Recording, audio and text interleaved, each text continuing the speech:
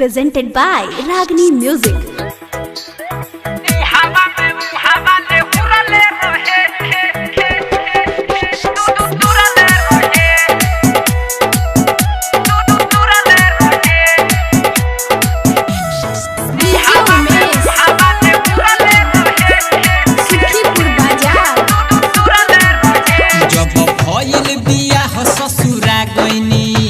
चले सोइया सब कुछ बतइनी जब भइल बियाह ससुरा गइनी पूछले सोइया सब कुछ बतइनी एगो रहे हमर प्यार सखी नैहर के यार एगो रहे हमर प्यार सखी नैहर के यार पूरा थुरले रहे मुहावा ले हुरले रहे उहे छावड़ा हमार रसीला तुरले रहे मुहावा ले हुरले रहे उहे छावड़ा हमार रसीला तुरले रहे। Mix by Krishna Digital Recording Studio Hasanpura Siwan.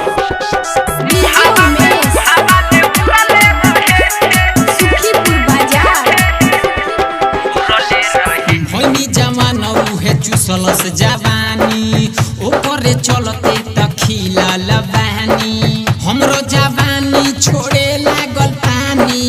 ओकरे के पहिले त देले हो बानी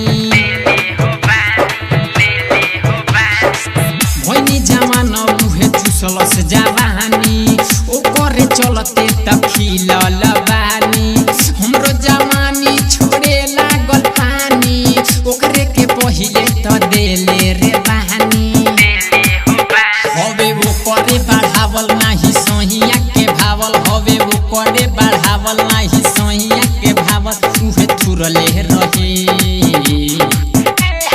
मुहावा ले हुरले रहे उहे छावड़ा हमार रसीला तुरले रहे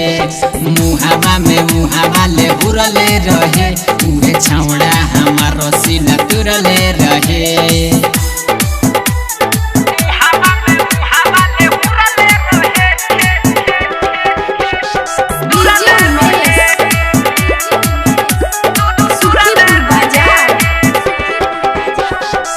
लुटले बानी हम बहुते हो माजा दिहलस यार जमन दिहे ना राजा रंजन लाल खोली के दारा बाजा फाटल चीज प बजावे ले बाजा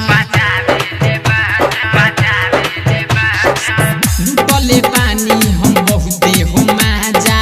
दिहलस यार जमन दिहे ना राजा रंजन लाल खोली के दारा बाजा फाटल चीज प बजावे ले बाजा सुन राइटर संतोष काबा मिथलेश के दोष सुन राइटर संतोष काबा मिथलेश के दोष पूरा खुरले रहे मुहावा ले हुरले रहे उहे छावड़ा हमार रसीला तुरले रहे मुहावा ले हुरले रहे उहे छावड़ा हमार रसीला तुरले रहे। Presented by Ragini Music.